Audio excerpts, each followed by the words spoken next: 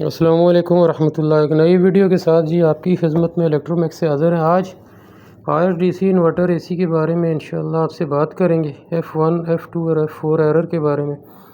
تو اس کا ایرر کیوں آتا ہے اور اس کو کس طرح حل کیا جائے، تو ویڈیو کو آخر تک دیکھیں اور ویڈیو کو لائک کریں، شیئر کریں اور چینل کو سبسکرائب ضرور کریں۔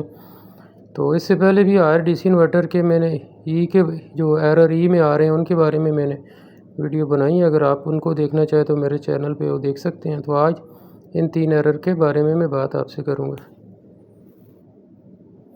پہلا ایرر ہے جی F1 کمیونیکیشن فالٹ ہو سکتا ہے ہمارا، یعنی کہ انڈور اور آؤٹ ڈور یونٹ کے درمیان جو کمیونیکیشن ہے، رابطہ ہے، جو وائرز کے ذریعے ہے، جو وائر کہیں سے کٹ ہو سکتی ہے یا وائر جو ہے لوز ہو سکتی ہے، کنیکشن لوز ہو سکتے ہیں، تو PCB کا مسئلہ آ سکتا ہے، یعنی PCB کے پرنٹس خراب ہو سکتے ہیں۔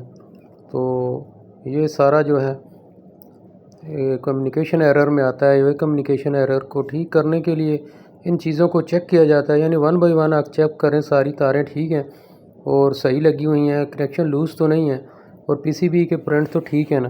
اگر یہ ساری ہے ٹھیک کریں تو یہ F1 کا ایرر ختم ہو جاتا ہے۔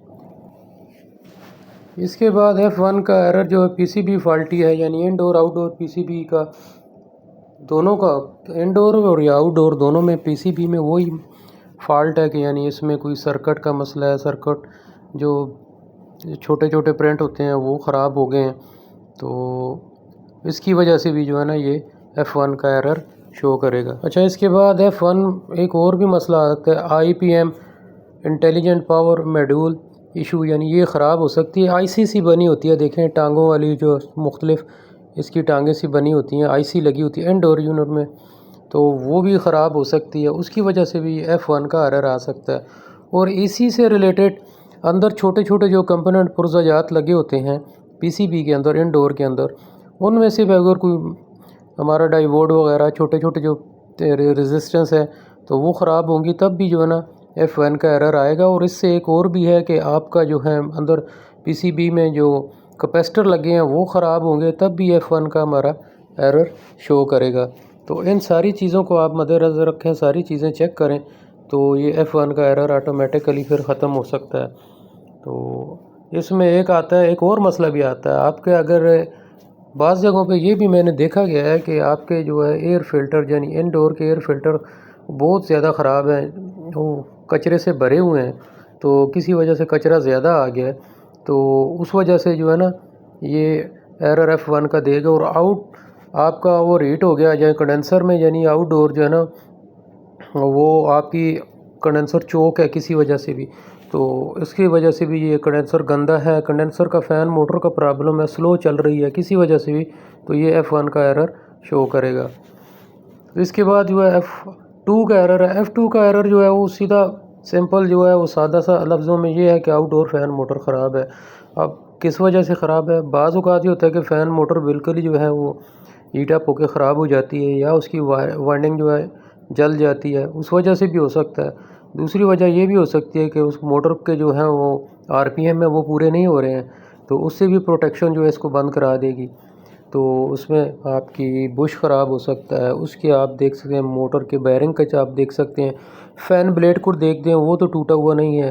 تو یہ ساری چیزیں آپ کی جو ہے نا انڈور آؤٹ ڈور فین موٹر سے ریلیٹڈ ہے F2 کا ایرر، تو اس کو آپ چیک کر لیں۔ بعض اوقات یہ ہوتا ہے کہ ہائی ٹمپریچر کی وجہ سے بھی یہ الارم آتا ہے، ایمبینٹ ٹمپریچر یعنی زیادہ ہو جائے باہر کا ٹمپریچر، تو تب بھی یہ ایرر F2 کا شو کرے گا۔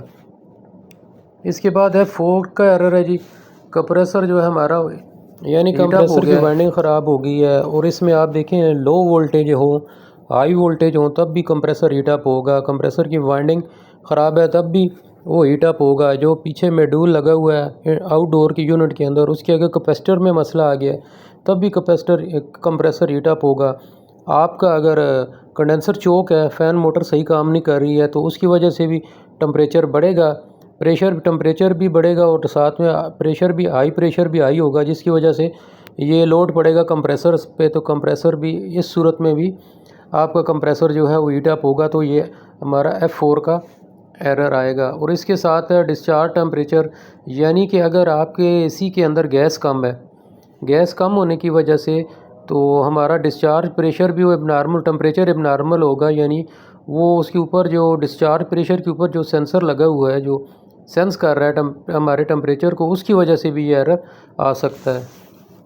تو یہ تھی جی آج کی ویڈیو۔ تو امید ہے ویڈیو آپ کو پسند آئی ہوگی۔ ویڈیو کو لائک کریں، شیئر کریں، اور اگر آپ کو کوئی بات سمجھ نہ آئے تو کمنٹس میں ضرور پوچھیں، اور آپ سے گزارش ہے میرے چینل کو سبسکرائب ضرور کیا کریں۔ السلام علیکم ورحمۃ اللہ۔